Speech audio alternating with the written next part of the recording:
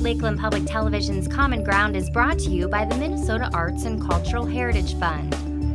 Hey, my name is Ruth White. I'm the teacher. I've been teaching community education for about, 2 years now. And we've been making various articles traditionally.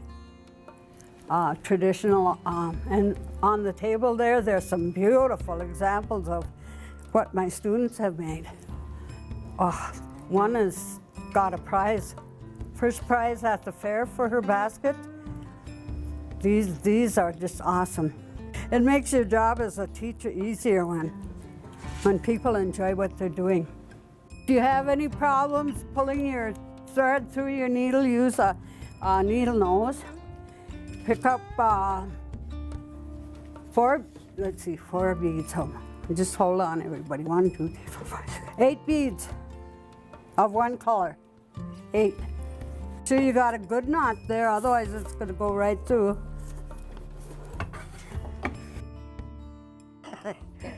Okay, now what you're going to do, if you got your 8 beads on there, go back, take your needle back, and go to the first bead you put on. Hi, ladies. Go back to the first bead you put on and go backwards.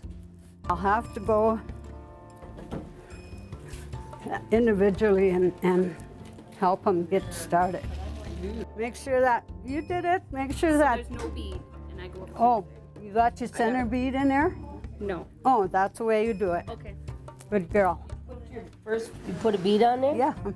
Okay. Now force it into the center. Oh, you put it in the center. In the center. That's your center.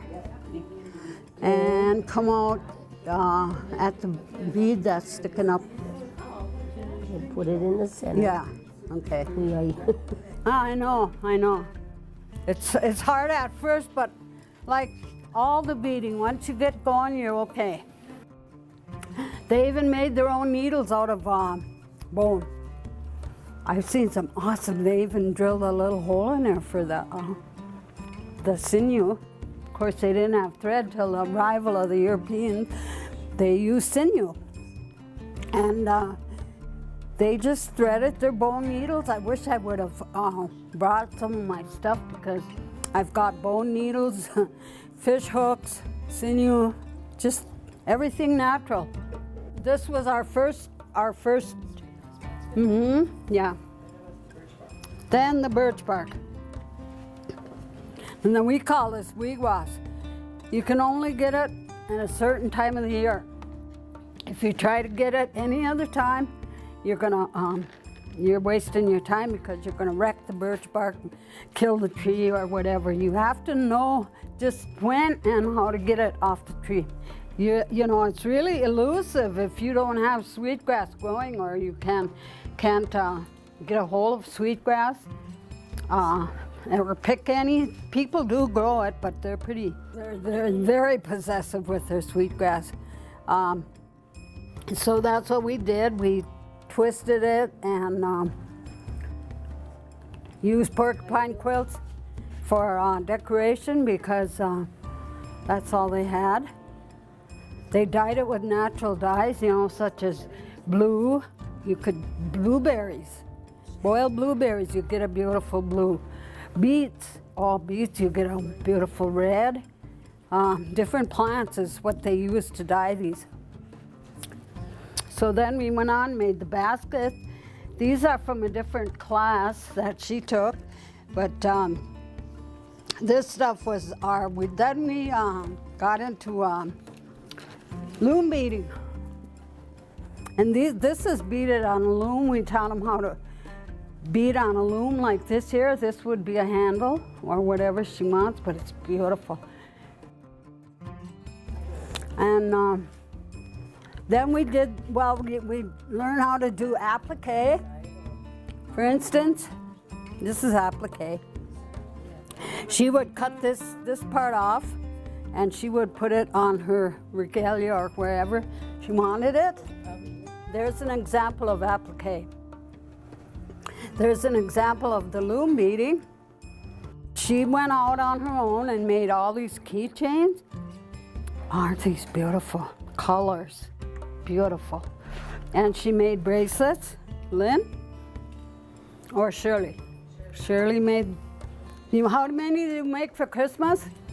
Keychains, I made 31 keychains for Christmas. And then, this is my pride and joy.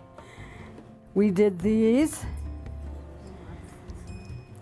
And we had some pictures of some of them.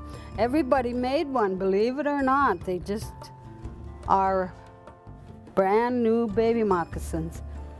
These are for every day because she just grabbed a piece of leather and made a pair. And these are the town ones. And look at the little basket she made out of sweetgrass. And sweet. Okay, so we learned the looms, lazy stitch, the applique. Now we're gonna do the earrings, and there's so much that they haven't learned yet. I've been beading since I was a little girl. My mom made us make our own headbands and stuff when we started out dancing again, and that's where I learned on a frame. On a loom, And we made our own headbands. Back then we wore headbands. They don't wear them so much anymore. But they had their purpose. It's relaxing for me.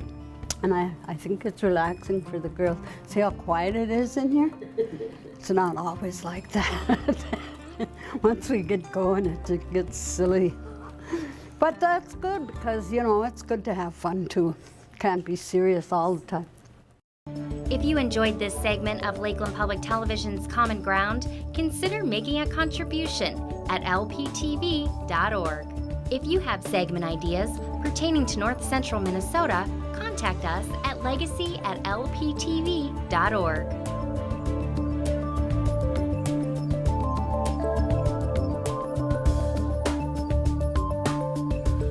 Common Ground is funded by the Minnesota Arts and Cultural Heritage Fund by the vote of the people on November 4th, 2008.